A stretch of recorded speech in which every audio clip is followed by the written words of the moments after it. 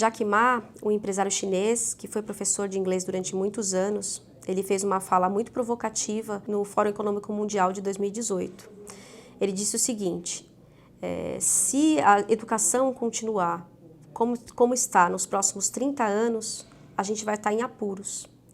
Porque a educação que a gente tem hoje é uma educação que remonta a um modelo de mais de 200 anos, baseado na transmissão de informação. E o que a gente tem hoje, com o processo da automação, com as máquinas inteligentes, o que ele diz é que, de fato, as máquinas são melhores que nós no processamento de informação. Diante disso, do que a educação deveria se ocupar? E hoje a gente tem uma oportunidade histórica de repensar os modelos educacionais. A nossa própria Base Nacional Comum Curricular, que é um documento importante para balizar o que a gente vai fazer daqui para frente, sinaliza a importância da gente trabalhar ao longo de toda a educação básica as 10 competências. Porque a competência é que de fato desenvolve o ser humano.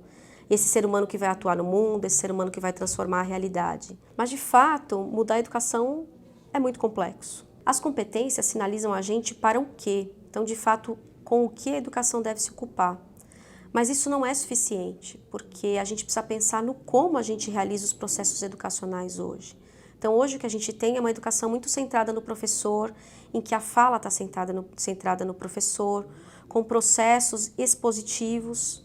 E o que a gente quer proporcionar para o professor é ele pensar em outras formas de ensinar, em que as competências são desenvolvidas durante esses processos educacionais.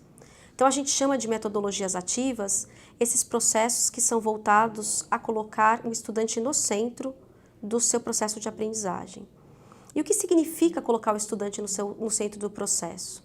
Significa que ele tem mais gestão da forma de aprender, significa que ele consegue conectar o aprendizado dele com seus próprios interesses pessoais, significa que ele parte de experimentações, então mão na massa, a vivência, a experiência em conexão com as relações teóricas, com os conceitos, significa que ele tem diálogo dentro da sala de aula.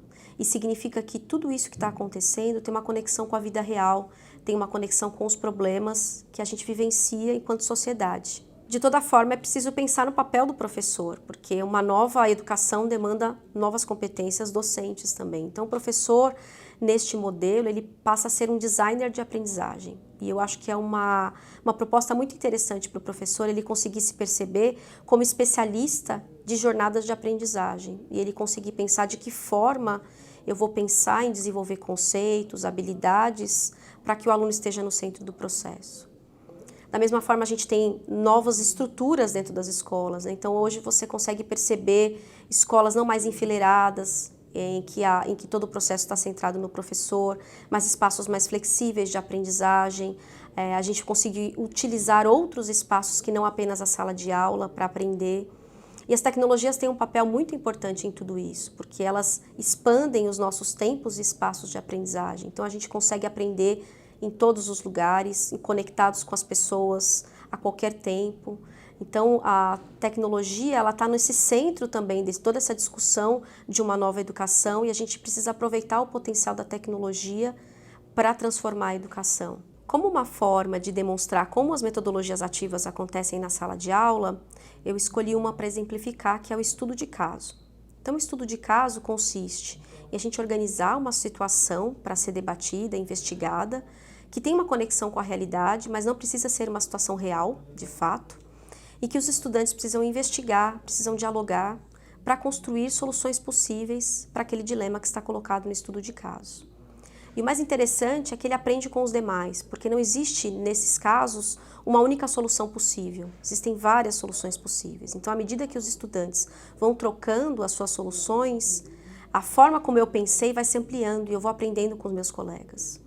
E o papel do professor é fundamental de provocar reflexão a respeito das soluções que apareceram, de conceituar algumas coisas que os alunos trouxeram. Então, a centralidade do professor permanece, no entanto, os estudantes estão em conexão com os outros e aprendendo o tempo todo.